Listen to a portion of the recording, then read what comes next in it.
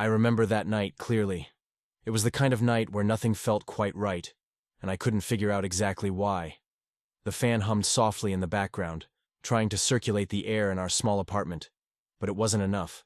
The room felt stifling, and every creak of the walls seemed to echo in the silence. I lay in bed, staring at the ceiling, trying to will myself to sleep. But my mind wouldn't shut off. Noah, my straight roommate, was asleep in his bed across the room. Or at least, I thought he was. The soft sound of his breathing should have been comforting. Just another part of the routine we'd built over the past 6 months of living together. But lately, things had started to feel different. Complicated, even. And I couldn't shake the feeling that whatever was happening between us was about to reach a tipping point. To anyone else, we were just two regular guys sharing an apartment. Nothing unusual. We split rent, shared groceries, and hung out when we had time. Typical stuff. Noah was a good roommate too. He kept to himself when he needed to, but we'd bonded over beers, late-night TV, and a shared love for dumb action movies. There wasn't much we didn't talk about. But recently, there was one thing we were both avoiding. Pretending like it wasn't there. It was hard to pinpoint when it started, but over the last few weeks, I'd found myself thinking about Noah more than I should. Not just the casual thoughts you'd have about a friend. No, this was something different. Something that made my heart beat a little faster whenever he was around. Something that made me hyper-aware of the way he brushed against me when we passed in the narrow hallway. It was a tension that simmered beneath the surface, unspoken, but undeniably present. I shifted under the covers, trying to ignore the heat that crept up my neck as I thought about him. Noah was the kind of guy who made everything seem effortless. He was confident without being cocky, funny in a way that never felt forced, and somehow always knew the right thing to say. And it didn't help that he was good-looking. Tall, broad-shouldered, with a jawline that could cut glass. The kind of guy who probably had women falling at his feet without even trying. But that wasn't what had been keeping me up at night. No. What I couldn't stop thinking about was the way Noah had started looking at me. It wasn't obvious, not something anyone else would pick up on. But I could feel it. It was in the way his gaze lingered a little too long when we were talking. The way his jokes had become a little more personal, a little more teasing. And then, there were the nights like this one, when we'd sit in silence, each of us in our own beds, and I could feel his presence across the room. Heavy and palpable, like a weight pressing down on my chest. I rolled over, facing the wall, trying to push the thoughts away. I wasn't into guys. I'd always been straight. Always dated women. So why was I lying here thinking about my roommate like this? Why did my heart race whenever he got too close, whenever his arm brushed against mine? It didn't make any sense. But just as I was starting to convince myself that it was all in my head, I heard the soft rustle of sheets, followed by the sound of footsteps. My heart jumped into my throat as I froze, listening to Noah's movements. Was he getting up to use the bathroom? Grabbing a glass of water? I didn't dare turn around to check. Can't sleep? His voice was quiet, almost hesitant, but it sent a jolt of electricity through me. I swallowed hard, still facing the wall, unsure how to respond. My mouth felt dry, my mind racing as I tried to process what was happening. Was this normal? Was it weird that he was standing there, talking to me, in the middle of the night? No, not really. I finally managed, my voice barely above a whisper. There was a pause. A long, heavy silence that hung in the air between us. I could feel him watching me, his gaze burning into my back, and I forced myself to stay still, to keep my breathing steady. Maybe if I pretended to be half asleep, this strange moment would pass. Maybe things would go back to normal in the morning. But he didn't move. He didn't walk away or head back to his bed. Instead, I heard the sound of his footsteps again. And then, before I knew it, he was sitting on the edge of my bed. My pulse quickened, and I could feel the tension building, thickening the air around us. This wasn't normal. This wasn't just two guys sharing a space. There was something else here. Something I didn't understand, but couldn't ignore. I turned my head slightly, just enough to catch a glimpse of him out of the corner of my eye. He was sitting close. Too close. His posture was relaxed, but his eyes were locked on me, intense and unreadable. My heart pounded in my chest, and I forced myself to stay calm, to not let him see how much he was affecting me. "You've been acting kind of weird lately," Noah said, his voice low, almost casual, but there was an edge to it, like he was testing the waters. "Everything okay?" I swallowed hard, unsure how to respond. How could I explain the thoughts running through my head, the confusion that had been building for weeks? I couldn't just come out and say it, that I'd been thinking about him in ways I didn't understand, that I didn't know how to stop. So I did what I always did when things got too complicated. "Yeah, I'm fine," I lied, forcing a smile that I hoped looked convincing. "Just, work's been a lot, I guess." Noah didn't look convinced. His eyes stayed on me, searching, like he was trying to figure out what I wasn't saying. For a moment, I thought he was going to push further, but then he just nodded and leaned back slightly. "Yeah, I get that," he said, his voice softer now. "Work's been kicking my ass too." Another silence fell between us, but this one felt different. He wasn't saying anything, but I could feel the weight of his presence, the tension that seemed to buzz in the air.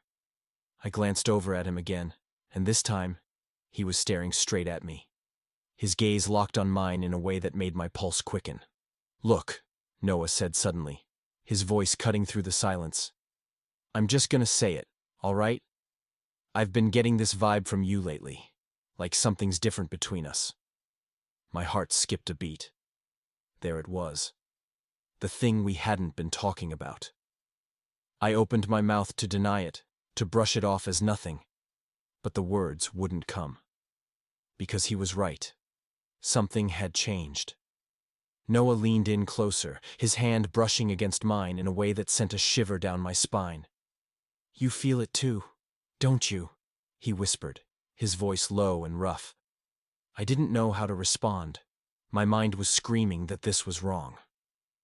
That I needed to say something, anything, to stop whatever was happening. But my body wasn't listening. I don't know what this is," I admitted, my voice barely a whisper. "But yeah, I feel it." Noah's eyes darkened, and for a moment I thought he was going to pull away, to end this before it could go any further. But instead, he stayed exactly where he was, his presence filling the small space between us. I could feel my pulse racing, my skin tingling with the electricity in the air. "You know," Noah said quietly, "I've been thinking about this for a while now." My breath caught in my throat. The words hung in the air, heavy with meaning, and I wasn't sure what to say. I hadn't expected him to be so blunt. Hadn't thought he'd just come out and say what we'd both been avoiding for weeks. But now, with the words out in the open, there was no denying it. Whatever was happening between us, it wasn't just in my head. Noah felt it too. I wasn't sure how to handle this, wasn't sure what I was supposed to do or say. My entire life, I'd been sure of one thing: I was straight. There had never been any question about it. I'd had girlfriends, done all the things a guy like me was supposed to do. But now, sitting here with Noah, everything felt upside down, like the ground had shifted beneath my feet. Noah watched me closely, his eyes dark and intense, and I could feel the weight of his gaze pressing down on me, making it harder to breathe. I wanted to say something, anything, to break the tension that was building between us. But I couldn't. My throat felt dry, my mind a mess of conflicting emotions. He shifted slightly, leaning closer until our knees were almost touching, and my heart raced in response. "I don't know what this is," he continued, his voice barely above a whisper. "But I can't stop thinking about it. About you." His words sent a jolt through me. He was being so open, so honest, and I wasn't sure I was ready for that. But at the same time, I couldn't deny the way my body was reacting to him. the way my pulse quickened whenever he was near. I didn't want to admit it, didn't want to face what was happening. But there was no escaping it now. I started, my voice shaky, unsure of where I was going with this. I've never, thought about guys like that. Noah's lips quirked up in a small smile, but it didn't reach his eyes. Neither did I, he admitted, his voice rough with emotion. But this, whatever this is, it's real. You feel it too, right? I couldn't lie. Not now. I nodded slowly, my eyes meeting his, and I could see the relief wash over his face, like he'd been holding his breath, waiting for me to say something, to confirm he wasn't alone in this. But now that I had, the air between us felt even more charged. The tension thickening until it was almost unbearable. He moved a little closer, his knee brushing against mine, and I swallowed hard, trying to steady my breathing. I don't know what to do, I admitted, my voice barely a whisper. This is all... it's weird, right? Noah chuckled softly, but there was a seriousness in his eyes that hadn't been there before. Yeah, it's weird, he agreed. But it doesn't have to be bad. It doesn't have to be scary. But it was scary. It was terrifying. Everything about this felt like walking a tightrope.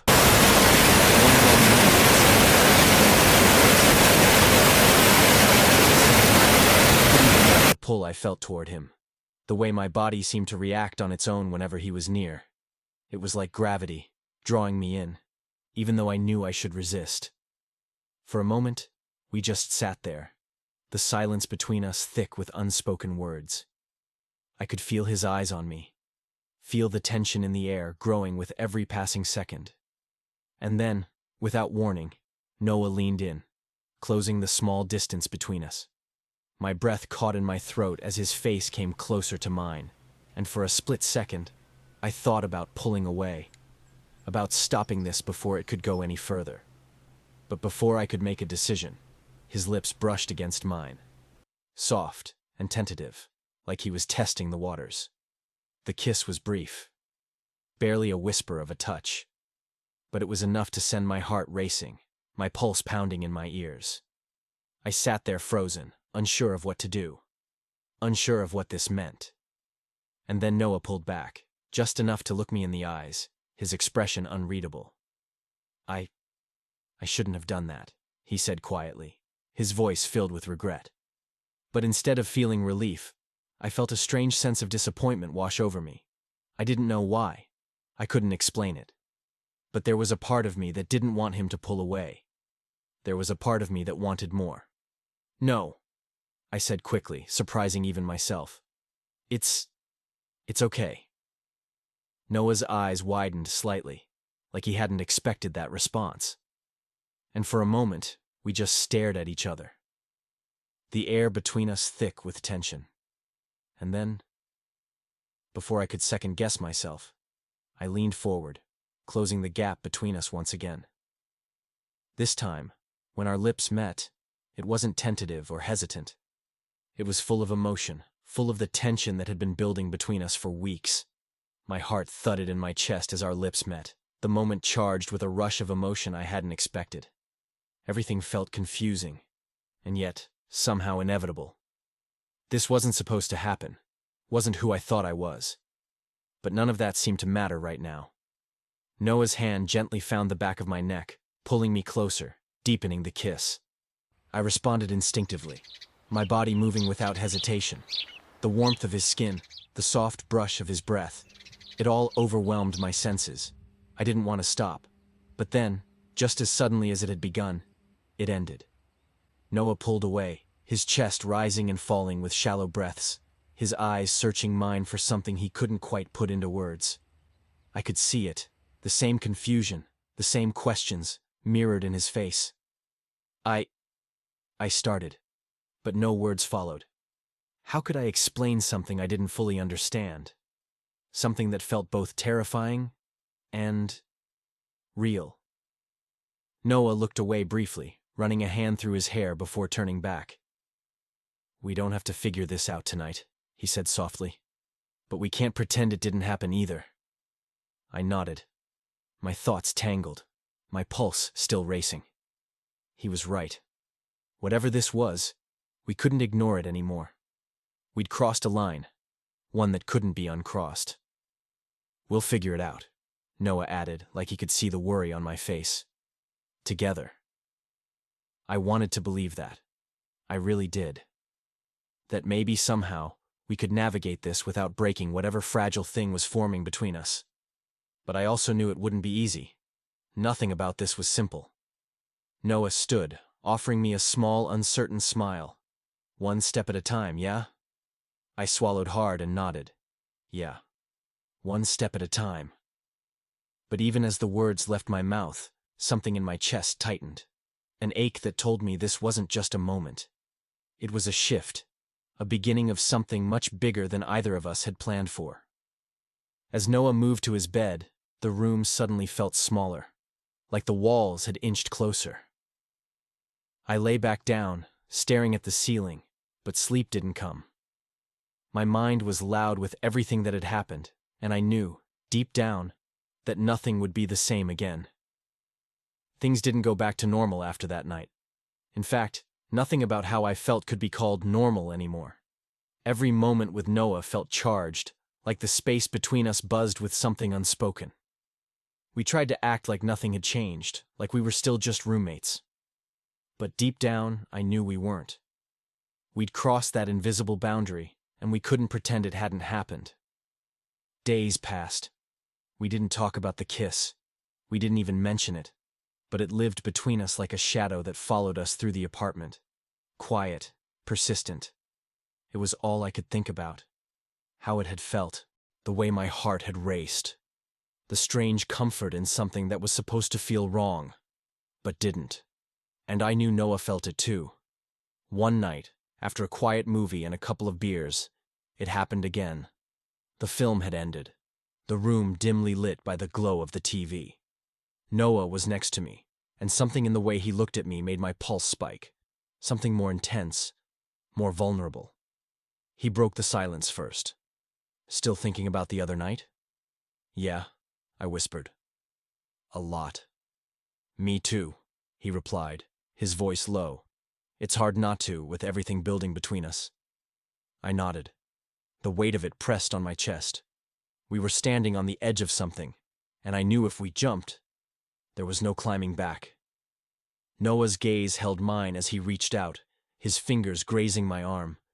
The touch was simple, but it sent a jolt through me, an invisible spark that lit up every nerve in my body. I couldn't breathe. My mind told me to pull away, to stop whatever was happening. But my heart leaned in. I want it too, I whispered, the words escaping before I had time to catch them. Noah's eyes darkened as he moved closer, his hand sliding up to the back of my neck once more. Then his lips met mine again, but this time it wasn't cautious. It wasn't uncertain. It was intense, consuming, real.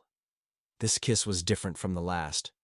It was hungrier, more desperate, like all the tension that had been building between us was finally spilling over. I didn't hesitate this time. I kissed him back, my hands gripping his shirt as I pulled him closer. And then, it began. It was just us. Just this moment. Everything about it felt intense, overwhelming, like I was being consumed by the fire burning between us. We moved together, our bodies pressing closer, hands grasping, pulling, desperate for more. The couch felt too small, too confined, and before I knew it, we were stumbling to our feet, barely breaking the kiss as we made our way to my bedroom. The world around us blurred. The air grew thick with heat and tension as we tumbled onto the bed. Clothes vanished somewhere in the haze. And then, it was just us. When it was over, we lay there in silence, our bodies tangled, our breaths heavy and uneven. The weight of what we had just done pressed down on me, but I couldn't bring myself to regret it. Not yet. Not while the warmth of his body was still against mine. Not while his touch still lingered on my skin. The morning after felt like the world had shifted. Sunlight streamed through the blinds, casting soft patterns of light and shadow across the bed. But everything else felt still. Too still. Noah was beside me, his arm loosely draped over my waist, his face calm, peaceful, even in sleep. But my mind? It was anything but calm. I stared up at the ceiling, trying to piece everything together, trying to make sense of last night. It didn't feel real. Part of me wanted to believe it had all been a dream. But the heat of his body next to mine, the faint ache where he had touched me, it made pretending impossible. What had I done? This wasn't supposed to happen. I wasn't supposed to feel this way about him. I wasn't supposed to be here, lying in bed with my roommate after a night like that. But no matter how hard I tried to rationalize it, to call it a mistake, a one-time thing, I knew it wasn't that simple. I carefully shifted, trying not to wake him as I slid out from under his arm and sat up. The cool air hit my skin, sending a shiver through me. But it wasn't just the cold. It was the weight of everything that had changed. The weight of what this meant. I pulled on a pair of sweats and quietly slipped out of the room, closing the door softly behind me. My legs felt shaky as I made my way to the kitchen. The early morning light cast a strange glow on everything. It was too quiet. The hum of the fridge, the distant sound of traffic outside, the occasional creak of the floorboards beneath my feet. All of it felt too loud in the silence of my thoughts. I leaned against the counter, raking a hand through my hair, trying to breathe, trying to think. What now? How was I supposed to face Noah after this? Last night had changed everything. There was no pretending it hadn't happened. No going back to the way things were. But where did that leave us? A soft sound behind me made me jump. I turned, and there he was. Noah stood in the doorway, his hair a mess, his expression unreadable. For a long moment, neither of us said anything.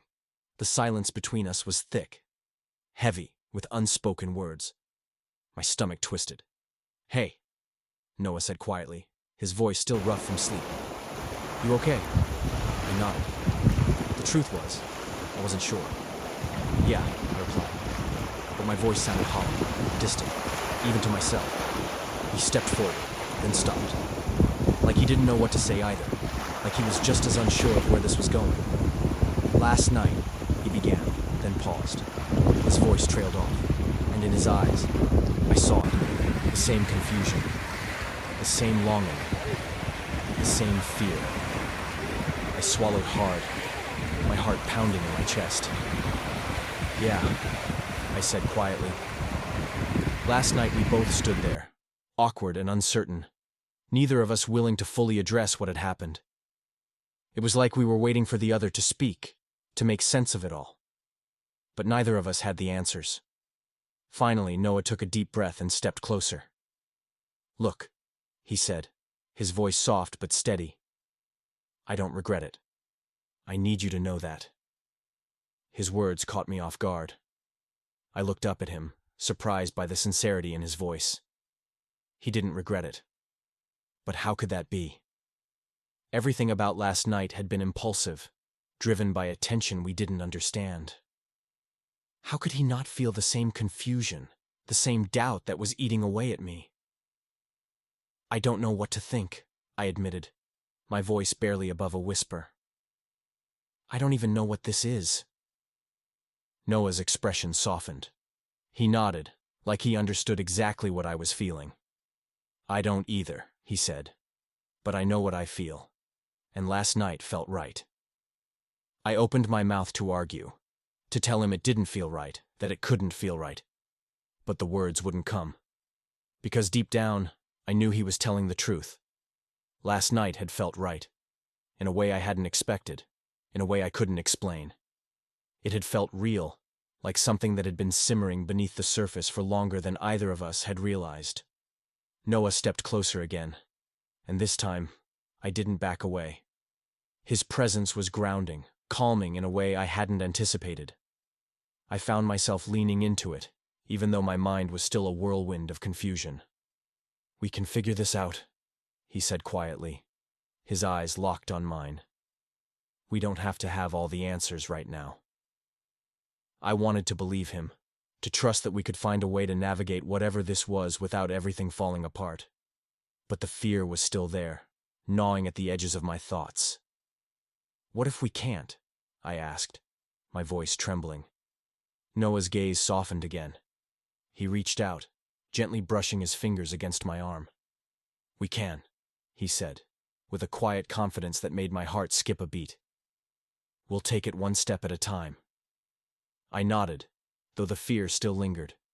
But in that moment, standing there with Noah, I felt a flicker of hope. Maybe we could figure this out. Maybe this didn't have to be the end of everything we'd built. Maybe it could be the beginning of something new. We spent the rest of the morning in quiet conversation, sitting at the kitchen table with coffee cups in hand, talking about everything and nothing at the same time. It was easy, comfortable, in a way I hadn't expected. And for a brief moment, it felt like we were just two friends hanging out, like we always had. But beneath the surface, there was something more. Something unspoken, but understood. It wasn't until the afternoon that the reality of what we'd done began to sink in. We couldn't stay in this bubble forever. Eventually we'd have to face the consequences, the questions that would inevitably arise. What would this mean for our friendship? For our living situation? For everything we thought we knew about ourselves? But for now, we didn't have to deal with that.